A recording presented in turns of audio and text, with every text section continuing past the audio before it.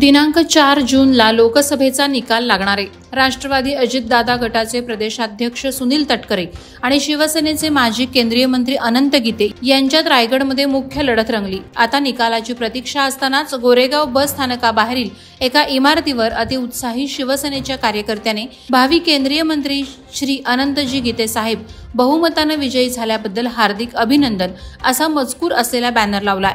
या कार्यकर्त्याने निकाला आधीच गीतेंना बहुमताने विजयी झाल्याची शुभेच्छा दिल्यात। एवढ्यावरच न थांबता भावी केंद्रीय मंत्री असा उल्लेखही केलाय।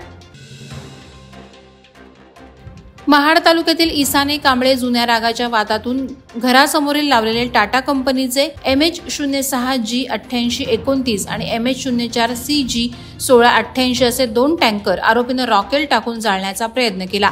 गाडी मालक अय्याज अनवर कारभारी राहणार इसाने कांबळे यांना याची चाहूल लागल्यानंतर आरोपी प्रशांत गोविंद महाडिक राहणार खर्डी याने दुचाकीवरून पळ काढला। घरासमोर असलेला टँकर गाडी चालण्याचा प्रयत्न केल्याबाबतची तक्रार अय्याज कारभारी यांनी महाड MIDC पोलीस ठाण्यात नोंदवली असून गुन्हा दाखल करण्यात आला आहे।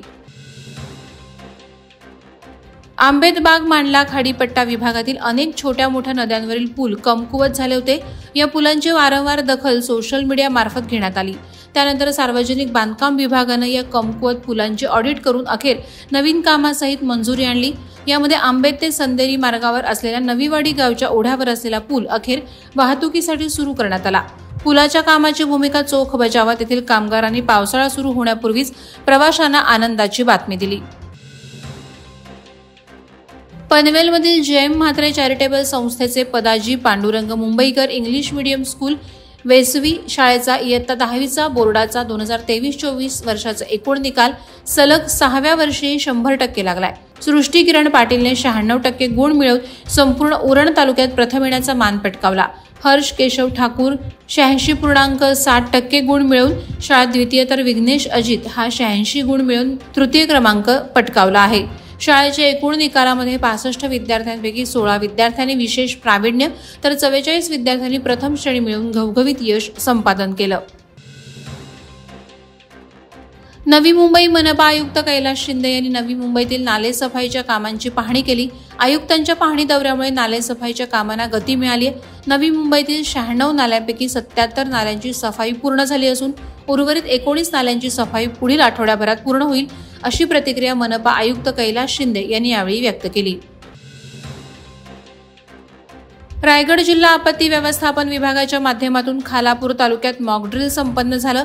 सावरोली ग्रामपंचायत हद्दीतल्या टाटा स्टील कंपनीमध्ये वायू गळती झाल्याची खबर दिली गेली। ही माहिती मिळताच वरिष्ठांच्या आदेशाने यंत्रणा रवाना झाल्या। खालापूर पोलीस, महसूल विभाग, अपघातग्रस्तांच्या मदतीसाठी संस्था, टाटा स्टील, अग्निशमन दल आणि सुरक्षा कर्मचारी त्या ठिकाणी दाखल झाले। रायगड जिल्हा आपत्ती व्यवस्थापनाचे अधिकारी MK म्हात्रे यांनी तत्काळ प्रतिसाद दिल्याबद्दल यंत्रणांचं कौतुक केलं आणि अशाच पद्धतीने आपत्कालीन प्रसंगी सतर्क राहण्याचे आदेश दिले।